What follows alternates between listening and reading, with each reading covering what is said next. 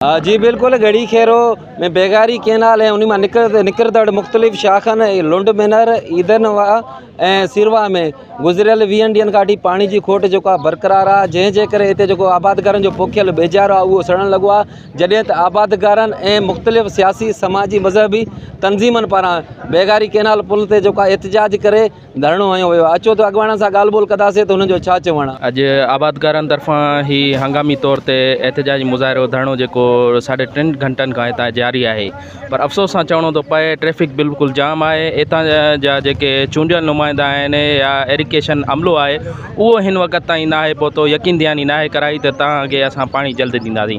तक़रीबन 1.5 महीनो थी वियो आहे त हितां जा आबादगार बेज़ारो ग़रीब उहे पोखे करे उहो रोंबे लाइ इंतज़ार में त पाणी हिन वक़्त ताईं न आहे पहुतो।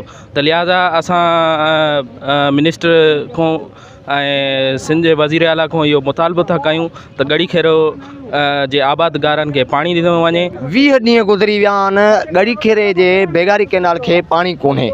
वरी हिन अमलदारनि सां जॾहिं राब्तो था कयूं त अमलदार असांखे इहो था चवनि त बाबा सुभाणे ताईं तव्हांखे पाणी पहुचंदो, पर असांखे सुभाणे ताईं बि पाणी कोन थो पहुचे। हीअ असांजो 5हों एहतिजाज आहे।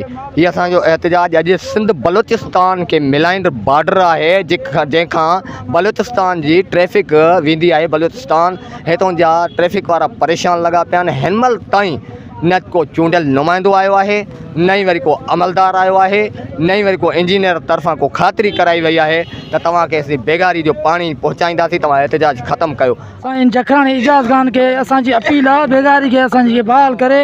हिते पाणी नथो अचे असांजे, असांजा ॿिज सड़ी विया, असां छा कयूं हाणे? ॿिज बि असांजा सड़ी वेंदा, पोइ असां छा कंदासीं? असां वटि जेको ही पाणी जी खोट आहे या मुसलसल 20 ॾींहंनि खां खोट आहे।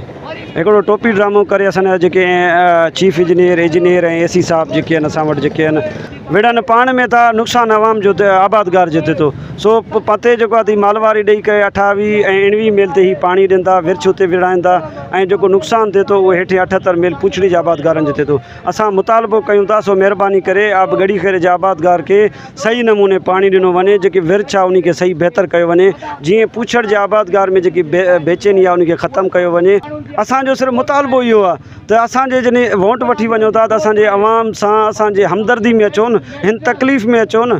असां तव्हां खां पाणी जो मुतालबो कयूं था, तव्हां मुख़्तलिफ़ ऑफिसरनि सां ॻाल्हायो, का बि शाख मथे बंदि नथी थिए। सिर्फ़ु बंदि थिए थी त उहा जेके आहे त गड़ी खेरे जे जेको आहे त 58 ऐं 60 मील खां बंदि थिए थी। गड़ी खेरे जे लाइ पाणी बंदि थिए थो। 18 खां 20 ॾींहं थी विया आहे, पाणी मुसलसल बंदि कयो आहे। मुख़्तियार शेख खां हर माण्हू खे पाण ॿुधायो आहे, कन्फर्म कई आहे तव्हां ॿिज पोखियो तव्हांखे पाणी मुसलसल मिलंदो। हीअ हथरादू खोट करे ऐं पैसनि जे ॾेती लेती मथे डील ते नथा ठहनि, हीअ पुछड़ आवाम सां नाजाइज़ी करनि था ऐं असांजे हथ सां ॿिज तबाह कया विया आहिनि।